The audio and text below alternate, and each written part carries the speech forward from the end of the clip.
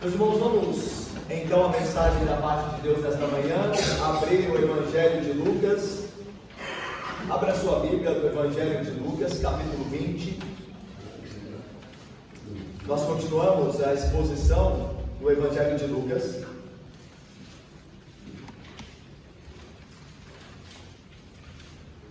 Capítulo de número 20.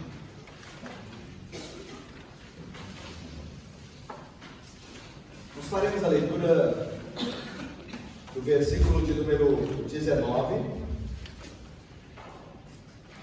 até o versículo de número 26. Lucas 20, de 19 a 26.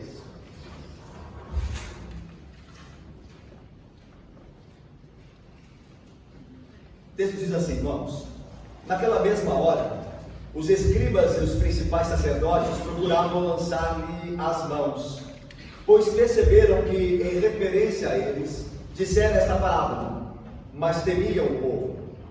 Observando, subornaram emissários que se fingiam de justos, para verem se o apanhavam em alguma palavra, a fim de entregá-lo à jurisdição e à autoridade do governador.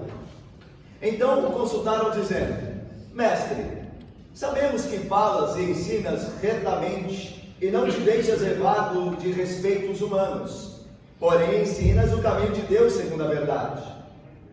É lícito pagar tributo a César ou não? Mas Jesus, percebendo-lhes o ardil, respondeu: Mostrai-me um denário.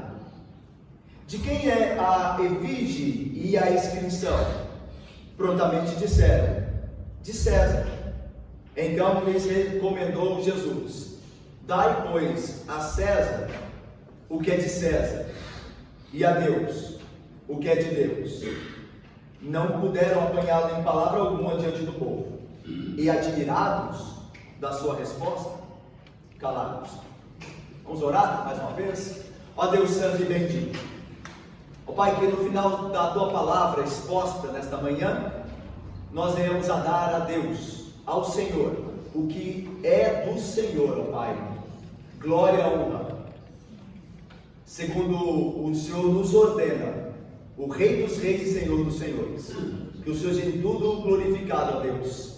Em nome de Jesus Cristo nós oramos, com o perdão dos pecados. Amém.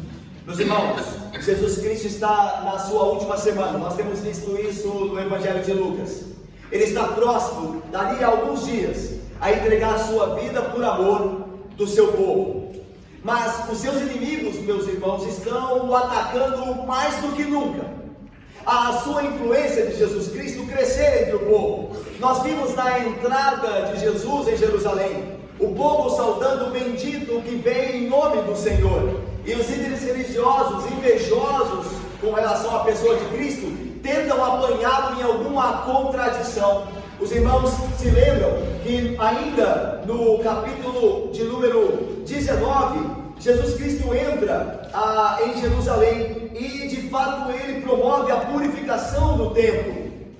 No versículo 20, no capítulo 20, melhor dizendo, os fariseus e os escribas se aproximam de Jesus perguntando com que autoridade ele fazia aquelas coisas. E aquelas coisas se referem à purificação do templo que ele havia feito no dia seguinte, provavelmente mesmo na segunda-feira daquela última semana, a semana da paixão de Cristo.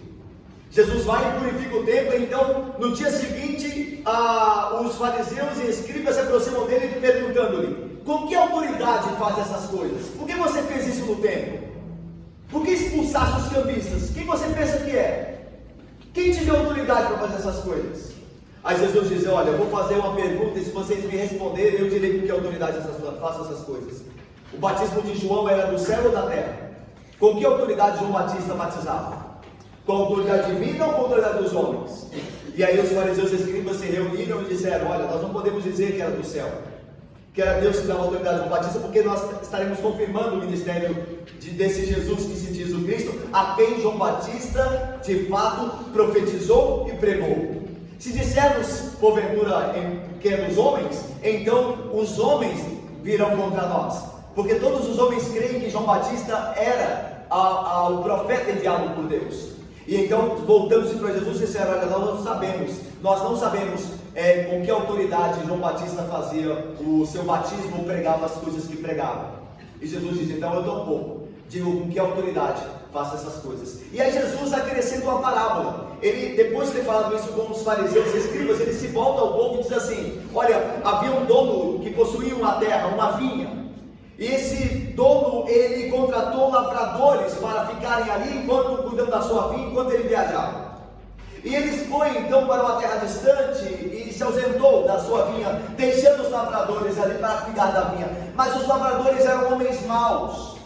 Eles não cuidaram da vinha como de fato o Senhor da vinha os ordenara. E então o Senhor da vinha mandou emissários, servos dele, para com aqueles meeiros, aqueles lavradores, para pegar o fruto da sua vinha.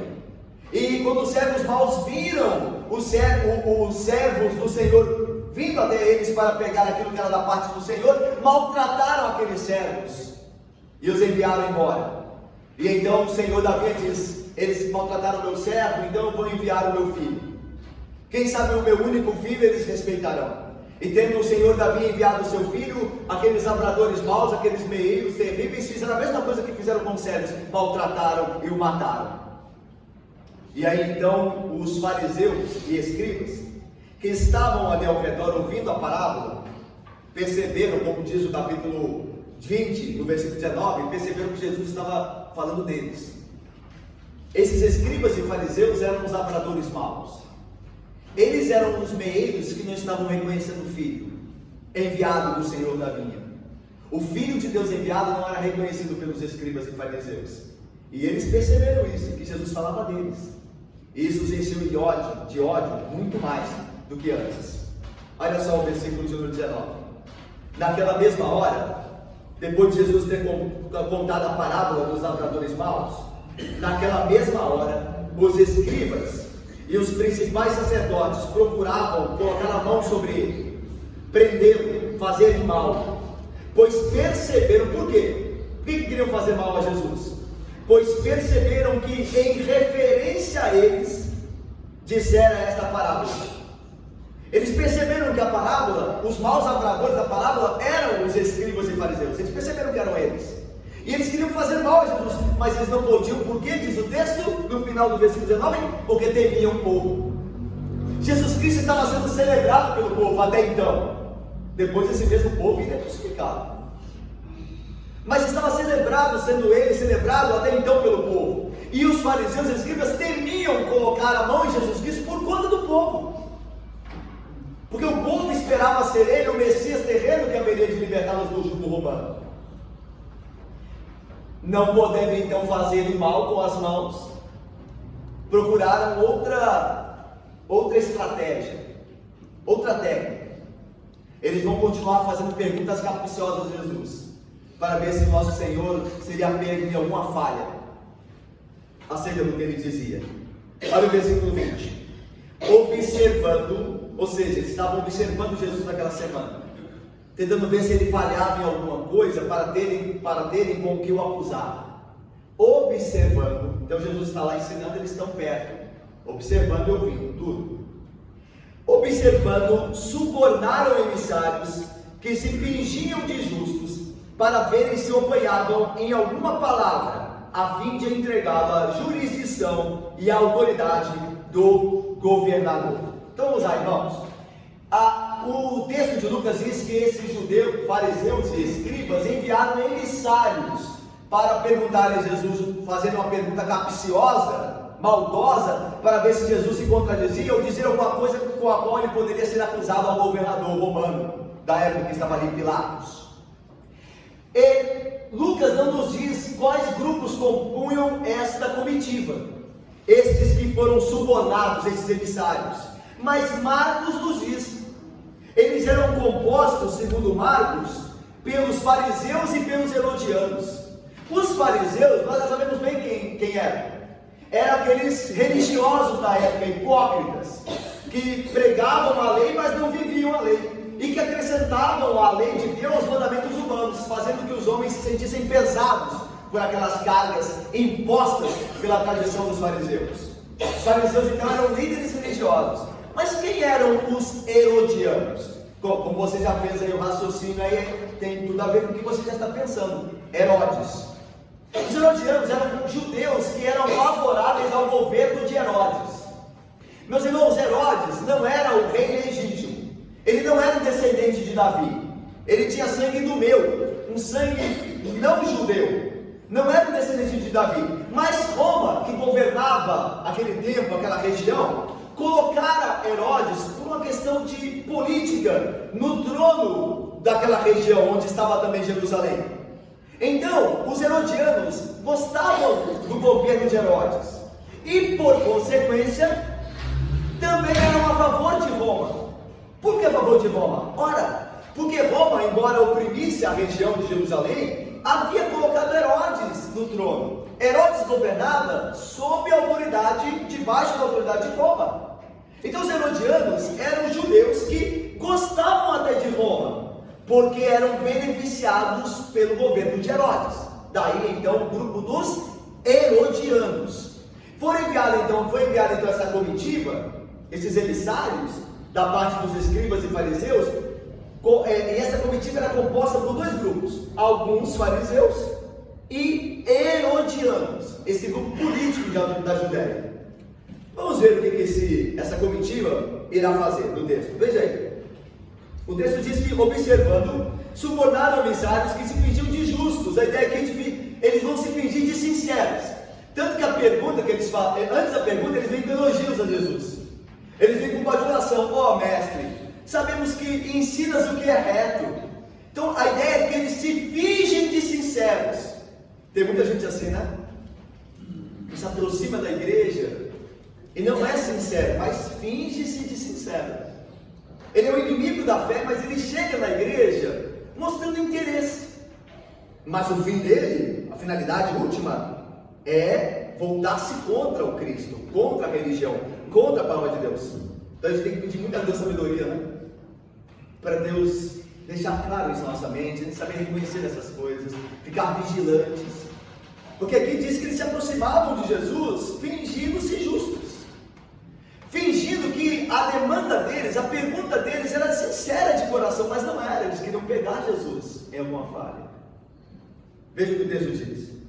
Então esses emissários que se fingiam de justos foram enviados para verem, olha como eles não eram justos. Eles foram enviados para verem se o apanhavam em alguma palavra.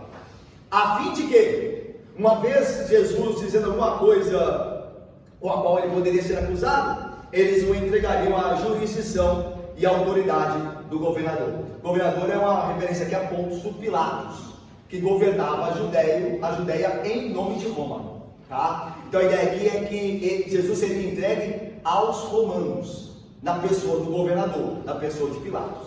E a pergunta que virá tem tudo a ver com isso, né? É lícito ou não pagar tributo a César? César é o imperador romano.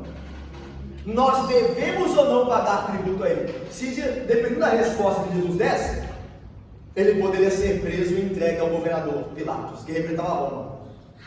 Então a pergunta é capciosa, a pergunta é perigosa. Mas antes disso, veja como eles chegaram a Jesus. Versículo 21. Então consultaram, dizendo: Mestre, sabemos que falas e ensinas retamente, e não te deixas levar de respeito humano. Está vendo a questão já, a pergunta já é, aqui o elogio já é capcioso, é maldoso. Olha, sabemos que não te deixas levar de respeitos humanos, que tu não te importas com quem quer que seja. A ideia é que Jesus se volte contra César. Quem é César perto do Senhor? O Senhor é um grande mestre, só fala a verdade, dou a quem doer. Então a ideia é elogiar Jesus já para incliná-lo a responder contra César. É um elogio aqui, é uma bajulação, é maldosa. Interessante, né? Que elogios a princípio são coisas boas. O elogio é uma coisa boa a princípio, mas dependendo da intenção ele pode ser maldoso. A gente pode elogiar alguém com o fim de fazer a pessoa tropeçar. Que terrível, não? É por isso que o sábio Salomão escreveu lá em Provérbios o seguinte: o homem que lisonjeia a seu próximo, arma-lhe uma rede aos passos. A lisonja é a mesma coisa que é o sinônimo de bajulação. Significa o elogio exagerado. Não tem um ditado que diz que quando a esmola é muita, o santo desconfia? É mais ou menos isso. A pessoa está elogiando demais, já passou do ponto ali, você já pode ter alguma coisa estranha ali. Ela quer te colocar num patamar que você não está. Você até fez uma coisa certa, mas ela está exagerando naquilo. Cuidado. O homem que lisonjeia, ele está preparando a armadilha. Então, nós que vamos elogiar alguém, sejamos prudentes também, tá? Sejamos verdadeiros, elogiemos, mas não passando a medida. E quando nós somos elogiados, cuidado com a bajulação. Ok? Vamos voltar o texto aqui. Olha aí o que diz o texto. Mestre, sabemos que falas e ensinas retamente, não te deixas levar de respeitos humanos. Porém, independente do que os homens pensam, ensinas o caminho de Deus segundo a verdade. Primeiro elogio aí do versículo 21. E eles estão corretamente se pronunciando acerca de Jesus. É isto mesmo, a intenção deles é má, mas tudo que eles disseram aqui é verdade. O nosso Senhor Jesus Cristo, ele é confiável porque o ensino dele, diferente dos fariseus, o ensino de Cristo é reto, é confiável. E eles dizem aqui, mesmo os inimigos dele reconhecem, o teu ensino é reto, tu ensinas retamente. Nós podemos confiar em Cristo, porque tudo que a palavra dele diz é reto, é certo, não há erro, não há corrupção, não há nada nublado, é tudo certo, correto, claro. E eles continuam dizendo, e não te deixas levar de respeitos humanos. A ideia aqui é, tu não olhas, ó Cristo, o semblante de ninguém. A intenção deles era, não importa Jesus com quem falas, o que dizes é sempre o mesmo. Tu não te deixas dominar nem por rico nem por pobre, nem por sábio nem por ignorante, nem por senhor nem por escravo. A ideia é, Jesus, nós temos reconhecido que o Senhor ensina a verdade a todos, independente de quem são. O Senhor exorta o rico como exorta o pobre. O Senhor chama ao Evangelho tanto o escravo quanto o Senhor dele. Isso era verdade, de fato. Jesus nunca se deixou levar por aparência humana. Aliás, o próprio Deus não faz acepção de pessoas, o filho dele também não. Então tudo que eles estão dizendo até aqui é certo, só que a intenção ao dizer é errada, é má. Mas eles não falam a verdade. Olha aí, término do versículo. Porém, ensinas o caminho de Deus, segundo a verdade. A ideia é, ensinas os homens como eles devem andar diante de Deus, qual o caminho da vida eterna, como eles devem proceder. E Jesus fez isso mesmo, irmãos. No Sermão do Monte, por exemplo, o que Jesus está ensinando no Sermão do Monte? João Vitor, presbítero Otto. O que Jesus está ensinando, Renato, no Sermão do Monte? Como os homens devem andar diante de Deus, como eles se reconhecerão cidadãos do reino pela graça. E os fariseus aqui, os fariseus herodianos dizem, olha, tu ensinas mesmo como o homem deve andar no caminho reto de Deus. E eles estão corretamente proclamando isso, porque isso tudo era verdade acerca de Jesus. Só que, lembre-se, eles o fazem por má intenção. Eles dizem a verdade, mas a intenção do coração é má, é com o fim de pegar Jesus em alguma palavra errada que ele venha a proferir. E agora eles vêm com a pergunta capciosa. Eles começam, preparando o contexto para ver se Jesus abria a guarda, vem elogiando Jesus para ver se Jesus baixava a guarda, para eles entrarem com a pergunta. E aí veja a pergunta, versículo de número 22, vamos ver juntos? 22 bem forte aí, irmãos, leamos. É lícito pagar tributo? Meus irmãos, o tributo dessa passagem, a qual a Bíblia se refere, era a tarifa cobrada por Roma a todo cidadão homem maduro. Esse tributo que é dado a César, é direcionado ao tesouro imperial, ao tesouro romano. É diferente dos impostos que eram colhidos pelos publicanos. Lembra dos publicanos? Mateus era um publicano. Ele colhia sob a autoridade de Roma o imposto. Só que parte do imposto ficava para ele, parte ia para Roma. Esse não. Esse tributo ele não é dividido. Ele ia diretamente para o tesouro romano. Tá? É diferente dos impostos. Então, por isso também que Roma era odiada pelos judeus, porque eles sobretrachavam os judeus. Tinha os impostos, onde eles taxavam ali, dividindo o ganho com os publicanos, e um parte para eles, e agora um tributo só para eles. Então esse tributo era de César, tá? Era colhido de todo homem maduro judeu. Mulher e crianças não pagavam esse tributo, ok? Então a pergunta é essa: o tributo de Roma, o tributo de César deve ser pago ou não? E veja, meus irmãos, como Jesus vai responder-lhes. Olha aí, versículo 23. Mas Jesus, percebendo-lhes o ardil, o que significa, Ângelo? Percebendo-lhes a maldade. Jesus percebeu a maldade, o ardil, a enganação na pergunta. Mas Jesus, percebendo-lhes o ardil, e aqui é interessante que por que a pergunta era ardilosa, a pergunta era maldosa, capciosa?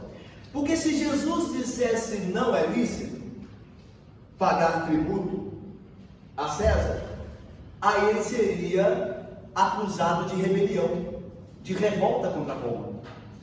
Porque é uma informação importante para nós aqui, embora os irmãos queridos não saibam, é que todo lugar onde a moeda, o tributo de César era comercializado, era trocado, era um sinal de que Roma tinha governo sobre aquela região. Onde estivesse o tributo, a moeda do César, era a prova de que Roma tinha autoridade sobre aquele lugar. A moeda só corria nas regiões em que Roma governava. E a Judéia era uma dessas regiões, porque havia moedas ali, havia tributos ali. Então a ideia é, se Jesus diz, não é lícito, então ele pode ser acusado de revolta contra César. E aí ele vai para as mãos do governador. Se ele dissesse que sim, é lícito, então o povo da Judéia consideraria como um traidor do povo. Porque o povo era contra o governo de Roma. O governo de Roma era opressivo. Então vejam o canto que eles colocaram Jesus. Quase que um beco sem saída. Se ele disser que não, ele é acusado de revolta contra César. Se ele disser que sim, os judeus, ele perde parte grande dos seus seguidores que eram patriotas e não criam na submissão ao governo de Roma. Então por isso que a pergunta era maldosa. É lícito ou não dar a César o tributo? Agora veja como Jesus, meus irmãos, em toda a sua sabedoria, ele responde aos homens ali, aquela comissão. Olha o que diz. Mas Jesus, percebendo-lhes o ardil, pelo que a gente já viu aqui agora, respondeu: mostrai-me um denário. E na resposta dele, nessa primeira parte, já resolve o assunto. Alguns estudiosos, eles dizem que Jesus pede um denário para a comitiva, porque ele não tinha dinheiro. Então, senão ele tiraria do próprio bolso e mostraria um denário. Ele pede porque ele é pobre e não tem dinheiro. Não tem nada a ver. Tá? O texto não diz isso. E lembra-se que eles havia dinheiro com os discípulos. Judas mesmo carregava a bolsa. Se quisesse tirar um diário de lá, então esqueçam isso. Ok? Jesus, ele não tinha muitas coisas, mas ele não era um pobre sem nenhuma condição, porque as pessoas o ajudavam. As pessoas contribuíam. Lembra das mulheres ricas que ajudavam Jesus e seus discípulos com os seus bens? Ok? Então por que ele pede o dinheiro, o denário, àqueles que estavam perguntando? Aqueles que lhe estavam perguntando? Porque ele quer mostrar assim, olha, vocês mesmos têm o denário com vocês. E se vocês o têm, vocês reconhecem a autoridade de Roma. Então por isso estão perguntando se é lícito ou não. Vocês não estão com denário aí? O fato de vocês estarem com denário é que vocês reconhecem que Roma tem autoridade sobre a nossa região. Mas Jesus vai deixar isso mais claro ainda. Olha aí o texto. Respondeu-lhes: mostrai-me um denário. Meus irmãos, o denário era uma pequena moeda de prata.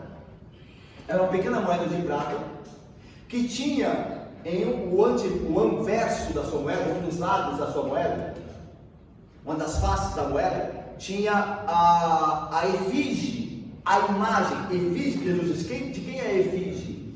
Era a imagem do César, no caso aqui, na época de Tibério. Na época de Jesus, Tibério era o imperador de Roma.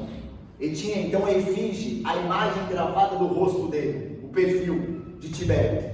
E fazendo a volta do perfil de Tibério da moeda, tinha a inscrição. E como estava escrito? Estava escrito: Tibério César, filho do Augusto Divino, ou do Divino Augustus. Era o que estava escrito. Por isso Deus te pergunta: de quem é a efígie? De quem é o rosto gravado? E de quem é e o que está escrito? Qual é a inscrição? A inscrição era Tibério, o César, o governante, né? Por causa de Caio Augusto César, o primeiro ditador imperador de Roma. Tibério César, filho divino, a ideia da divindade dada a César, de Augustus.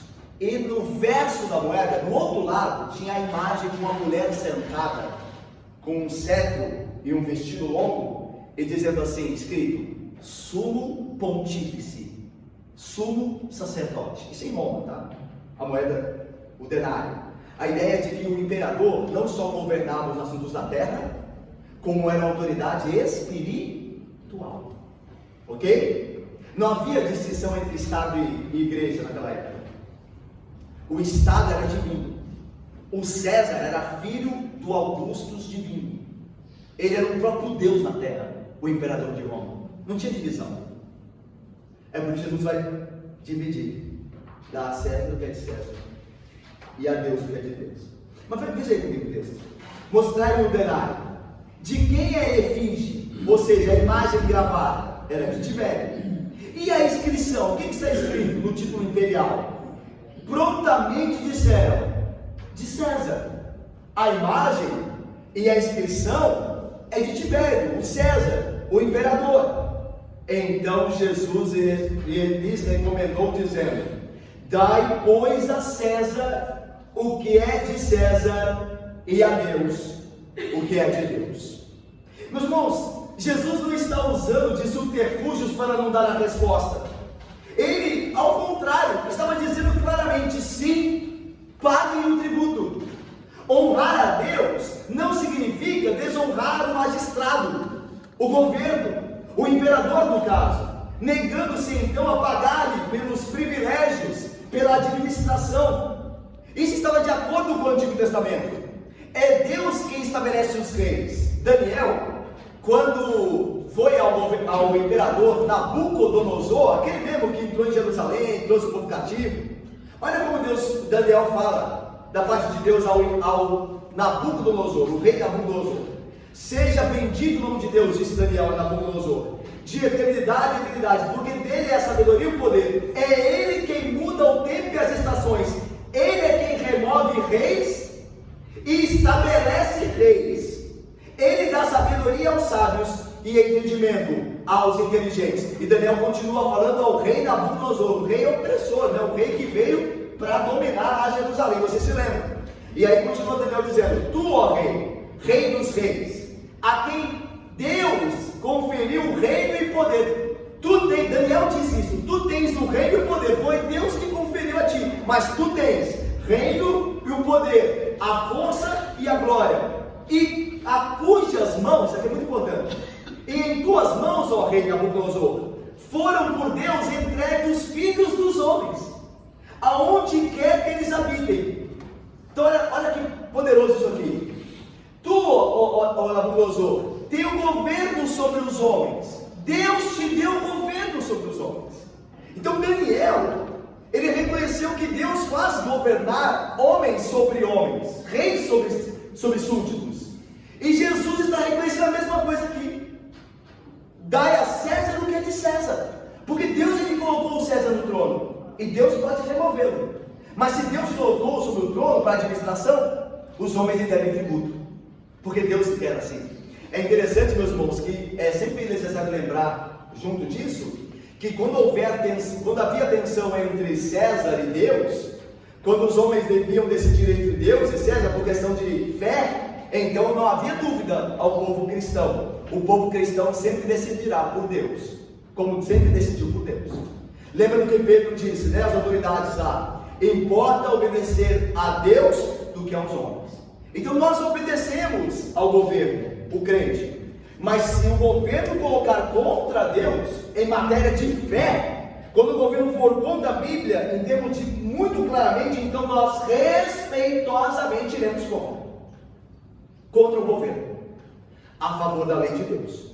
Mas fora esses casos, nós pagamos impostos, nós submetemos, mesmo que eles sejam maus. Meus irmãos, lembre-se que na época que Jesus diz isso, o governo romano é contra a Judéia, é contra Jerusalém.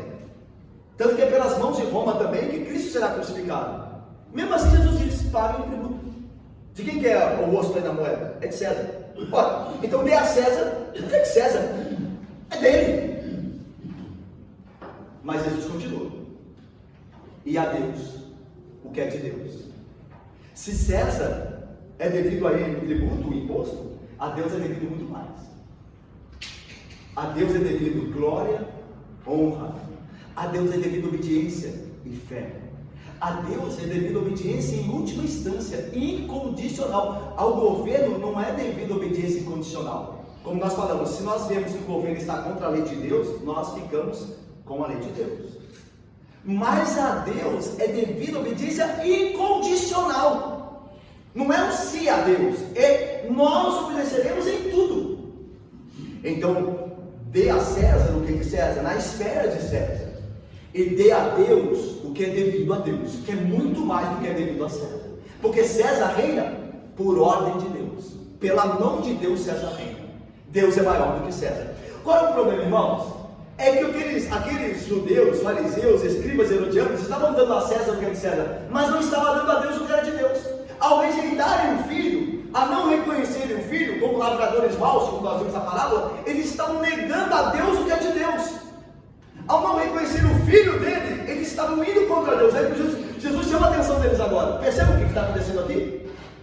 Jesus está dizendo assim: vocês querem me acusar de não dar a César o que é de César, mas eu creio certamente que César merece o que é dele. Só que são vocês que são acusáveis, porque vocês não estão dando a Deus o que é de Deus, vocês não estão me reconhecendo, vocês estão falhando contra Deus. É isso que está acontecendo aqui, Lucas. O que Lucas narra. E olha aí, meus irmãos, versículo de número 26, terminando. Não puderam apanhá-lo em palavra alguma diante do povo, e admirados da sua resposta, calados. Jesus diz então na sua resposta, como nós vimos, aquela mesma resposta que calou a boca dos seus opositores. Sim, disse Jesus, nós devemos pagar o imposto. É preciso dar satisfação adequada aos privilégios desfrutados. Mais do que isso, ou seja, não deve receber a honra divina quem reivindica. Quando Jesus diz, dai a César, o que é de César, e a Deus o que é de Deus, Jesus está dizendo, César merece e de fato devemos pagar um tributo. Mas o título de divinos é de Deus. Separe as coisas. Esteja sob o governo dos homens, mas não creia nos homens como você crê em Deus. Não creia nos governos como você crê em Deus. O governo falha, Deus não. Dá ao governo o que é dele, na esfera própria, os tributos, os impostos. Mas dá a Deus muito mais, porque Deus é superior a qualquer governo. Deus é superior a qualquer homem. É interessante que alguns teólogos dizem assim, quando Jesus pergunta assim, de quem é a inscrição na moeda? E eles respondem de César. E aí Jesus responde, dá a César o que é de César. E depois ele diz, dá a Deus o que é de Deus. A ideia é de quem é a inscrição que está sobre vocês.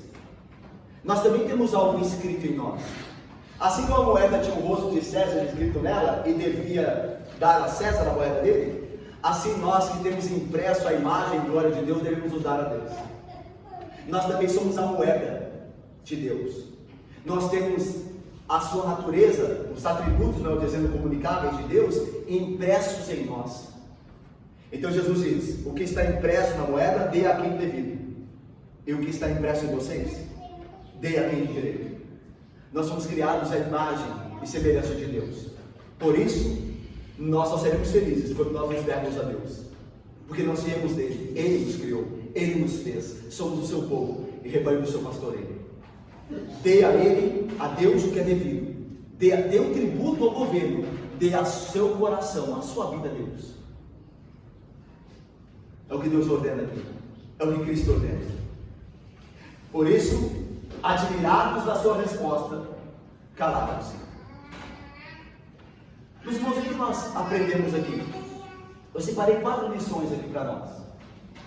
Nós vamos viver tempos turbulosos, né? Turbulentos. O Estado, impostos, injustiças de alguns poderes. Não é verdade? A gente fica, como é que o crente fica nisso tudo? Como é que o crente olha para essas coisas? Primeiro, cumpramos nossas obrigações como cidadãos. Não adiantaria confessar a Deus e desobedecer os magistrados. Paulo vai escrever o seguinte: todo homem, quer crente, quer não, esteja sujeito às autoridades superiores. Paulo diz assim, olha o que Paulo vai dizer: porque não há autoridade que não proceda de Deus. Paulo diz assim: as autoridades boas, estas procedem de Deus, e as ruins, estas não procedem. Paulo diz assim: não há autoridade que não venha de Deus, a boa e a ruim. Deus é que estabeleceu o trono, Deus é que estabeleceu sobre o povo. Então todo homem, quer crente, quer não, esteja sujeito a toda autoridade, porque não há autoridade. Mas aquela é muito ruim, pois não há autoridade que não proceda de Deus. Se nós vamos ver no Antigo Testamento, meus irmãos, no Antigo e Novo Testamento, nós veremos que o povo de Deus nunca se rebelou contra as autoridades, mesmo elas sendo más. O povo de Deus nunca se rebelou contra a autoridade, jamais. Quando Paulo escreve esse texto de Romanos 13, sabe quem é o governador? Quem é o imperador de Roma? É Nero. Nero estava queimando os crentes como tochas, queimando os vivos. E Paulo escreve: sejam submissos a toda autoridade. A ideia é que Paulo poderia dizer: olha, menos a Nero, porque ele odeia os cristãos. Paulo diz: toda autoridade. Aí você fala: mas pastor, a igreja vai estar perdida, aí o que será da nossa vida? Ok? Alguém pode perguntar, não é? Não, nós temos que nos rebelar, porque a nossa vida aqui tem que ser mantida. Só que nós nos esquecemos dessa segunda verdade que nós vamos colocar aqui agora: que os governantes devem se submeter ao senhorio de Cristo. Por isso, Cristo é chamado Rei dos Reis e Senhor dos Senhores. Aqueles que não se submeterem entre a autoridade, os que não se submeterem ao poderoso Deus, eles responderão diante do poderoso Deus. Você tem se esquecido disso, meu irmão? Você acha que o poder maior é a democracia, que o poder maior é o povo. Coitado do povo, coitado do povo. Você pensa que todo o poder emana do povo. Não é assim, irmãos? Todo o poder emana do povo? Não, você está redondamente, você achando assim, redondamente enganado. Quantas vezes o povo, irmãos, é usado de massa de manobra? E você acha que nós somos poderosos para destituir reis, para fazer o que quisermos? Se Deus não intervir, por exemplo, na Venezuela, o povo lá está sendo esmagado. O povo lá dentro do poder não parece, irmãos. Veja, isso tem tudo a ver com Bíblia. Deus é que intervém. Se Deus quer nos entregar a mão de um poderoso governante mau, o que nós faremos? Nós achamos que somos super poderosos? Não somos. Se Deus não guardar a cidade, em vão vigia a sentinela. Se Ele não abençoar, nós podemos sair nas ruas aí, que nada vai acontecer. Por isso, irmãos, o povo cristão é chamado a orar. E nós temos exercido disso. Não há problema militar, em termos de querer um governo justo, procurar meios legais para isso, ter um voto consciente. Por favor, irmãos, não há problema nisso. O crente é um cidadão também. Ele tem que ficar sempre, de fato, atento para o melhor governante, reivindicar licitamente a justiça dos governos e dos poderes. Nada, não estou dizendo nada contrário a isso. Agora, rebelião e revolta. Nossa maior arma é a oração. Olha o que diz Deus a Salomão: se o meu povo, não o povo pagão é o povo que hoje está na rua, nós estamos na igreja. Você não espera isso do povo pagão, que esteja na igreja? Somos nós que vamos à igreja, irmão. Somos nós que estamos aqui. Somos nós que cremos que é um Deus que é governador de tudo e todos. Eles não creem nisso. Se eles não fizerem, ninguém fará por eles. Mas nós temos um Deus no céu. Nós temos que começar a acreditar nisso, irmãos. Nós temos que começar a viver acreditando nisso. Que não é do homem a força. Não pode o homem com a sua força, o seu braço, para mudar nada, a não ser que o poderoso do céu o faça. Por isso, Deus disse a Salomão: se o meu povo, que por mim se chama, confesse, humilhar e orar, então eu ouvirei dos céus a sua oração, perdoarei os seus pecados e sararei a sua terra. Se o meu povo, que por mim se chama, orar, então eu sararei a terra deles. Essa é a arma cristã, e não a arma maior que essa. Creia, irmão, se nós somos oprimidos por governos injustos, os governos injustos responderão a Deus, não a nós, a Deus. Não a nós, a Deus. Porque Deus os colocou, como disse Daniel. Deus os colocou, Deus os tirará. Ou você não crê nisso? Você não crê que Deus é poderoso para decidir governos? Você tem que crer nisso, irmão. E tem que descansar em Deus. Quarto e último, que nós, o povo de Deus, então, paguemos o tributo que é devido, não só a César, mas a Deus. Quantas pessoas são cidadãos honestos, pagam seus tributos, mas não dão a Deus o que lhe é devido? Agora, ao contrário, né? Tem gente que acha que só tem que prestar tudo a Deus, que imposto, não, eu sou filho de Deus, não pago imposto para ninguém. Mas tem o contrário, tem gente que é bom cidadão, que paga os impostos, que respeita o governo e tal, mas não dá a Deus o que lhe é devido. Não crê no Filho de Deus, não lhe entregou a vida, não obedece os mandamentos, não confia apenas em sua graça. Portanto, irmãos, nós somos chamados hoje aqui a dar a Deus o que é de Deus. Você tem pagado os seus impostos, por bem ou por mal. Mas a pergunta é: você tem dado a Deus o que é de Deus? Deus colocou a sua impressão em ti. Você é criado à imagem e semelhança. Você é criado por Ele, é mantido por Ele e para Ele. Por isso, irmãos, venhamos a dar a Deus o que é de Deus. Glória e louvor e uma vida consagrada, segundo o poder dele que opera em nós. Que Deus assim nos abençoe. Amém, irmãos.